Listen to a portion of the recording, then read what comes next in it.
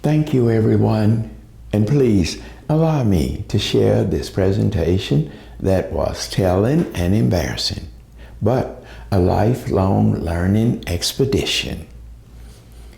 Mr. Castile, I like your suit. It shows that you care about your appearance, and so do I. My nurse told me you have 3 college degrees, but to be candid, sir, your speech does not reflect that, postulated my orthopedic doctor. And sir, my 8th grade daughter has a stronger vocabulary and communicates more effectively. People often judge you first by how you speak and then by how you look. Sir, you have an accommodating personality. So, Mr. Castile, I encourage you to strengthen your vocabulary so you can communicate more effectively in formal settings. Well-read people often have access to better job opportunities. And please read as much nonfiction as possible and consider buying the Dictionary of Cultural Literacy. It can make a real difference for you. Customers describe the Dictionary of Cultural Literacy, what every American needs to know, as a valuable reference that is easy to read and understand, useful for school, and a strong companion to ACT and SAT study guides, and appreciate its rich cultural content, broad coverage of topics ranging from literature to everyday sayings, and its convenient format in more than 6,000 entries. Author E.D. Hirsch wrote the Dictionary of Cultural Literacy, what every American needs to know, to expand access to the background knowledge many students need for academic and lifelong success. Some critics argue that the Dictionary of Cultural Literacy can favor those from low-income backgrounds. Children from middle-class or professional backgrounds are exposed to greater cultural knowledge needed for literacy, such as standardized tests and career opportunities.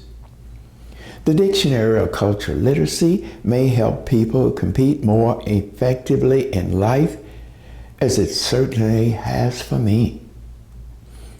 Schools should consider offering students a copy of this dictionary, as it strengthens conversation and writing skills and improves preparation for exams such as the ACT, SAT, and standardized tests given by states to measure students' academic achievements.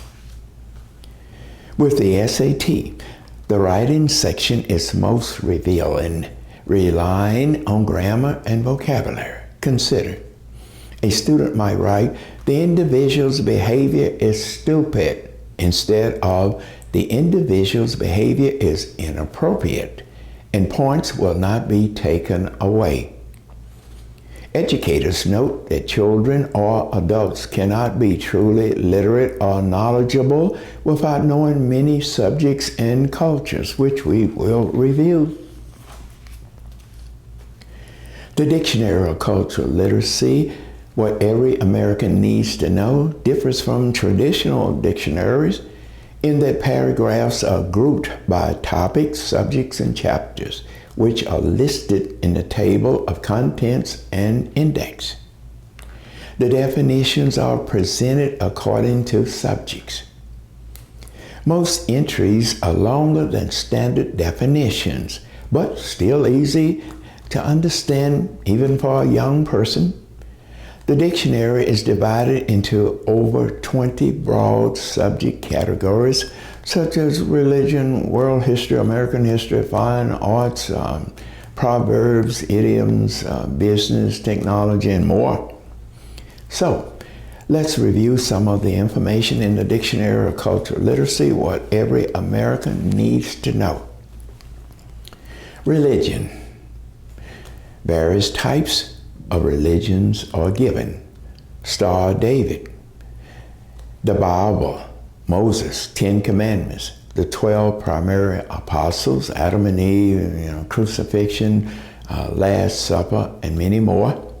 Mythology, Trojan horse, Pandora's box, Oedipus, Athena, Icarus, and more.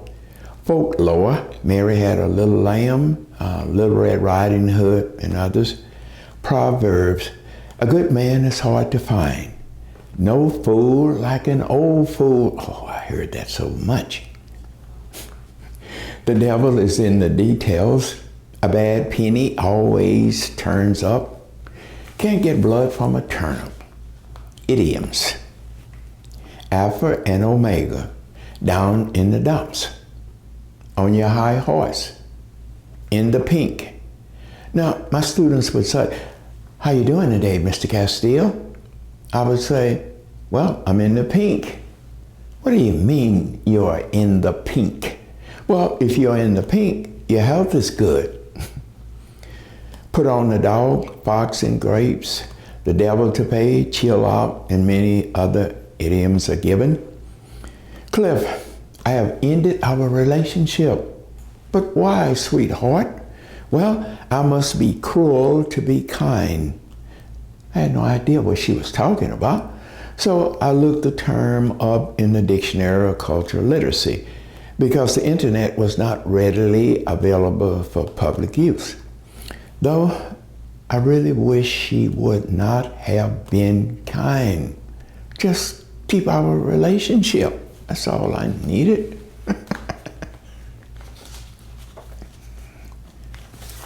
Now, let's say you are at a gathering and a manager is considered giving you employment and says, are you interested in working for my company?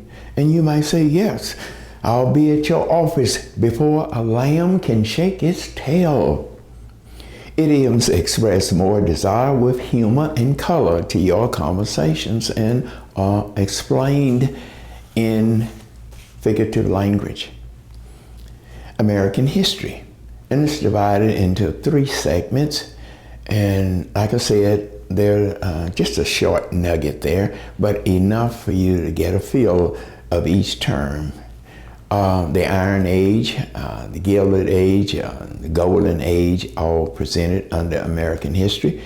The amendments to the Constitution, Emancipation, Proclamation, Declaration of Independence, the 13 original colonies, Gettysburg Address, March on Washington, Trail of Tears, Native American tribes, and others.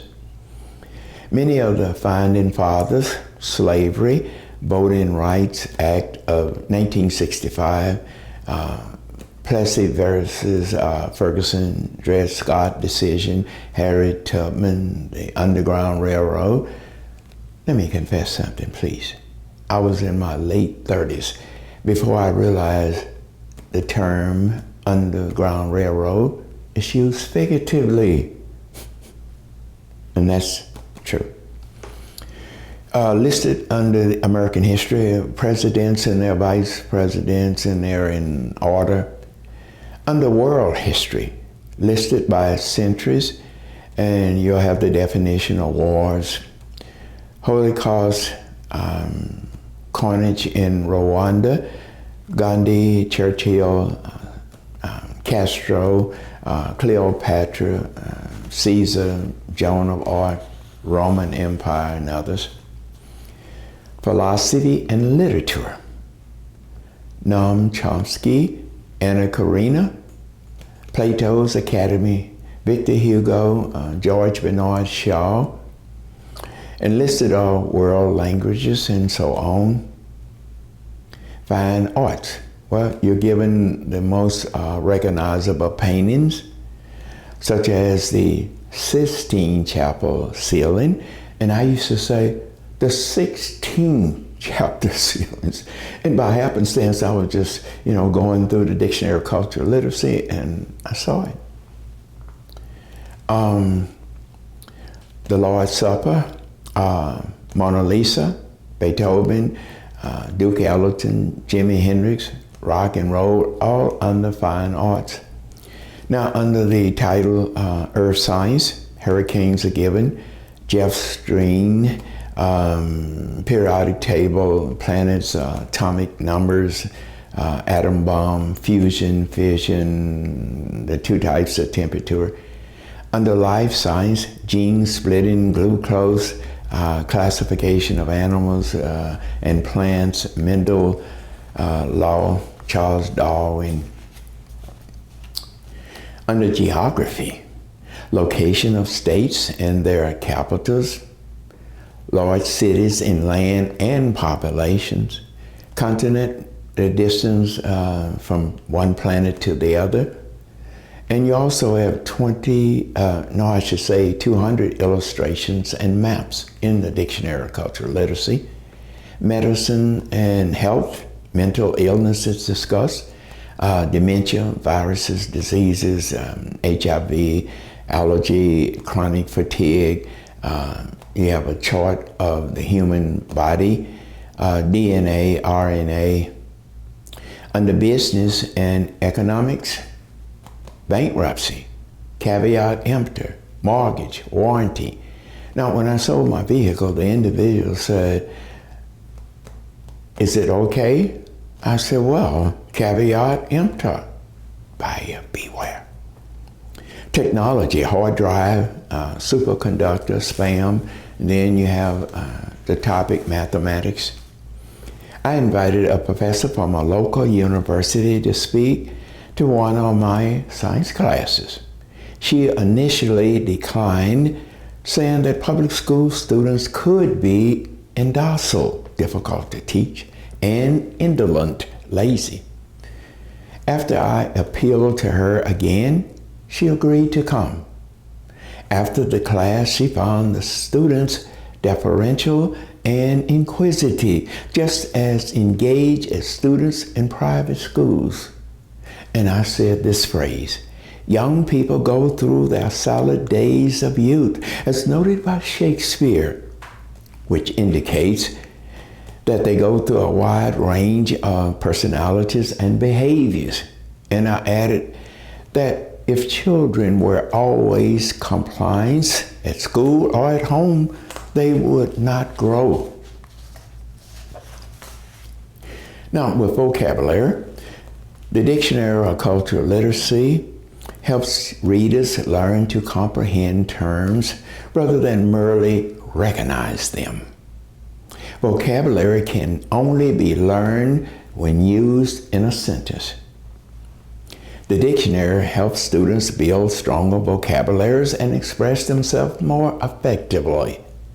A few terms in the dictionary are ABA, ACLU, AMA, NAACP, SPC, KKK, Social Security, bisexual, evolution, autopsy, and many more.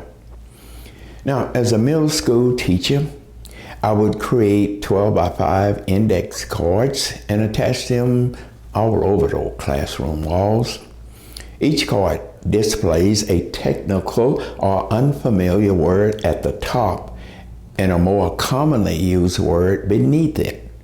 And I would then use the technical word in context. For example, students, the class is too vociferous. You can be heard next door. Here's a card. You can see I have clusters in different colors so they can pronounce it. Taciturn, which means silent. And I would say, students, please remain taciturn. Your peers are trying to finish their work. Here's one. Misremembers and forget. Oh boy, they would use that one. I'm sorry, I misremembers that we had homework. Mr. Castillo, I need to talk to you about my test grade, insisted a middle school student. Sir, I think there was a mistake on my test. My friend received an A and I received a B. Well, perhaps your friend studied harder. No, sir, how can that be? But first, tell me a better word than cheated. Why? Well, we copied off each other. I changed the grade to an A. Some noticeable scholars are in the Dictionary of Cultural Literacy. Shakespeare, and you'll have his quotes in the plays such as King Lear, Othello, and Socrates, Plato, Aristotle, and more quotations are given. Edward Hale. At a formal gathering for volunteers and hosted by a wealthy individual, a guest approached me and said, "Hello there, I like your suit." And before I could say anything, "Haven't I seen you on TV? I mean, you always seem angry." Now listen, I was hoping for, "You're very handsome. I'd like to know you." And I replied, "I try to follow Aristotle's thought when it comes to anger." And here it is. Anybody can become angry. That is easy. But to be angry with the right person and to the right degree and at the right time and for the right purpose and in the right way, that is not within everybody's power. It's not easy. And I always add, only a well-disciplined person can do that. "Oh, wow, Cliff. May I ask, what is your employment?" If you wonder, did I get anywhere? No. The dictionary also lists many noticeable individuals such as Al Capone, Frederick Douglass, Martin Luther King, Hugo Chavez, Sarah Deer, Langston Hughes and his poem, and they list crystals there. And this could be given to any middle school student to decipher. I really like that poem. Ralph Ellison, The Invisible Man, and his quotes. James Baldwin, Booker T. Washington. Now, under civics, Dr. Martin Luther King's A Letter from Birmingham Jail, Edmund Pettus Bridge, and a few civil rights leaders are listed. Oh, also the definition of a felony. American politics, women's suffrage and the 19th Amendment, branches of the government, straw poll, gerrymandering, separation of power, electoral college, and more, of course. World history, name of seas and rivers, countries, such as Jerusalem, Guatemala, South and North Poles, Western Wall. Consider this. At my care physician, "Mr. Castile, are you a Christian?" "Well, sir, I label myself a deist." Now, let me tell you what a deist is. "Oh, stop, Mr. Castile. I know what a deist is. Most founding fathers belong to the culture of deism. You know, I'm also erudite, smart." As a simple exercise, a caregiver or older sibling can use a dictionary of cultural literacy to quiz and assist a younger person. For example, you can ask, "What is the longest river in the world?" What is meant by, "I'm so hungry I could eat a whole raw chicken." Now, if they aren't able to decipher the context, you might say, "Well, no one literally eats raw chicken. The phrase simply means the person is extremely hungry." This is an idiom. It is an expression whose meaning cannot be understood from the literal meanings of the individual's words.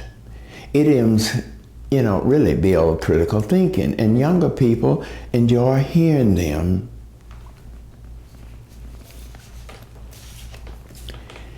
Every home should have two essentials: the dictionary of cultural literacy, what every American needs to know, and internet access. And to make that possible, families may need to cut back on cable channels and tell a teen, "Sorry, I know you want that new smartphone, but we can't afford it. We got to purchase the dictionary of cultural literacy." I don't know about that. The Dictionary of Cultural Literacy is a valuable gift for anyone seeking to grow, regardless of how many advanced degrees they hold. Because, you see, it covers a wide range of topics. The Dictionary of Cultural Literacy is an excellent family reference for the people, places, and events every American should know.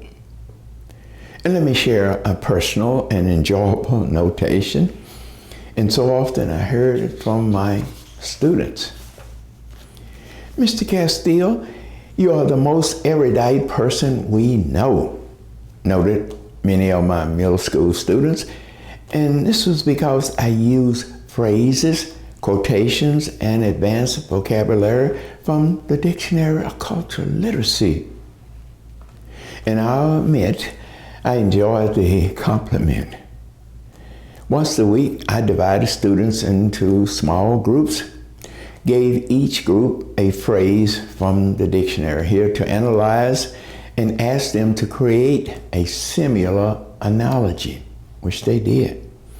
Finally, I recommend visiting a library to review the book and decide whether it is worth buying.